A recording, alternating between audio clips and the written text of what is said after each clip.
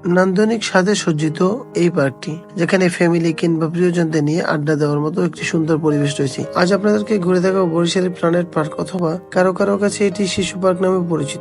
Barishal planet পার্কে যাওয়ার সহজ একটি উপায় হলো নতুল্লাবাদ থেকে আপনি রিক্সা, অটো কিংবা যেকোনো সিএনজি তে করে সরাসরি চলে যেতে পারবেন এই প্ল্যানেট পার্ক। এই পার্কে প্রবেশ করার জন্য আপনাকে 35 টাকা দিয়ে টিকিট ক্রয় করে পার্কের মধ্যে ঢুকতে হবে। এখানে বাচ্চাদেরকে বিনোদন দেওয়ার জন্য বিভিন্ন ধরনের ড্রাগন, জিরাফ অথবা হাঁস কিংবা বিভিন্ন পশু পাখির স্ট্যাচু করে রেখেছে, যেন বাচ্চারা দেখে বিনোদন পায়। এছাড়া এই পার্কের মধ্যে রয়েছে বাচ্চাদের থেকে শুরু করে বয়স্কদের জন্য বিভিন্ন ধরনের রাইড, যেটা বিকেল বেলা থেকে শুরু হয়। এই রাইড গুলো আপনি দিতে চাইলে আপনাকে আলাদাভাবে পে করতে হবে। এক একটা রাইডের জন্য এক একটা অ্যামাউন্ট নির্ধারণ করা থাকে, সেটা দিয়ে আপনি এই রাইড গুলো দিতে পারবেন। পার্কের মধ্যে লেকের বিভিন্ন কর্নারে রয়েছে বিভিন্ন ধরনের সুন্দর সুন্দর ফটো, যেখানে আপনি আপনার প্রিয়জনদের নিয়ে সুন্দর সুন্দর ফটো ক্যাপচার করতে পারবেন। আজ আমরা সকাল সকাল পার্কটিতে গিয়েছিলাম, তখন মানুষের মোটামুটি সমাগম খুব কম ছিল, আর একটু বৃষ্টি বৃষ্টি হওয়ার কারণে তেমন একটা মানুষ সকালে আসেনি। তবে এখানে বিশেষ করে মানুষ বিকেল বেলাতেই খুব ভিড় করে। লেকের চারিপাশে রয়েছে বিভিন্ন ধরনের ছোট ছোট ফুড কর্নার, আপনি এখানে বিভিন্ন ধরনের খাবার পাবেন, চাইনিজ থেকে শুরু করে বাংলা খাবার কিংবা এখানে ফুচকা, চটপটি থেকে শুরু করে সব ধরনের খাবার এখানে পাওয়া যায়। তবে এখানে খাবারের মান অনুযায়ী, খাবারের পরিমাণ অনুযায়ী খাবারের দাম খুবই বেশি বলা যায়।